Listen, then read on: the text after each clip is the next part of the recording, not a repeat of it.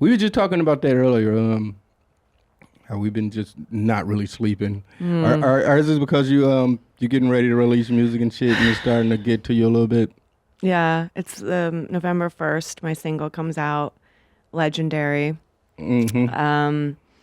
Yeah, and I'm just nervous because I think, it's one thing to be viral and get millions of whatever views, but there's some voice in the back of my head that's like, it's because you're a joke.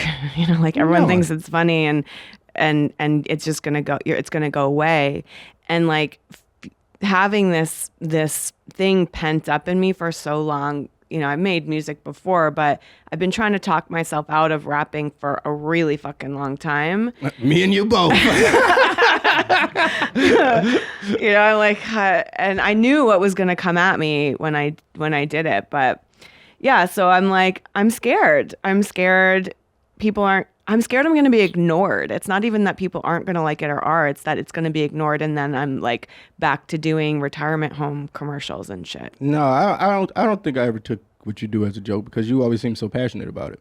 And I think that's the number one thing when it comes to doing music in general is when a person really loves what they do, then eventually it's going to show through, and you're going to always get people that translate to. And as far as like being music is not like anybody can have like a viral hit and they can have that one shot wonder and then they blow up and it's all down from here. The best advice I ever got was from Master Ace.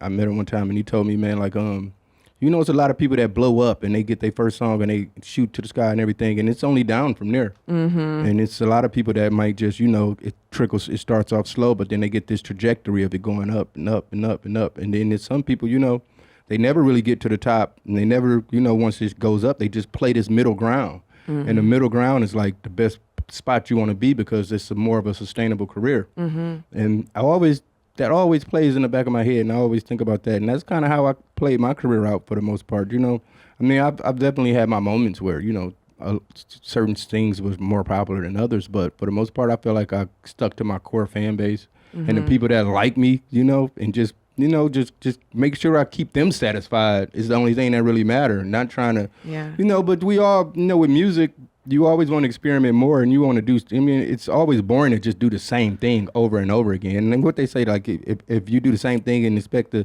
get different results, you pretty much psychotic or some shit. Yeah, it's the definition of insanity. Yeah, so, at the end of the day, I try to still, with every album, I try to take it to another level in some sense. So I wouldn't worry about being ignored in some sense. I feel like you definitely have a market for what you do, and there's going to be some, and I feel like hip hop is such an ageism thing. Yes. Oh my God. And it's, and if people don't grow with it, and because like hip hop has been 50 years old now, and you got some people, man, in their 30s or whatever, and that's the only music they know, and they can't just sit around and jam out to a 16-year-old fucking singing auto-tune songs to them, you know what I'm saying? So it's an older fan base for older artists. That's where I'm at with it right now, even though I do have some younger fans and stuff that are and that's the beauty of it too, where you get these younger kids that's just now discovering you and they can grow into your shit. So I would say for the most part, man, just you doing it out of the love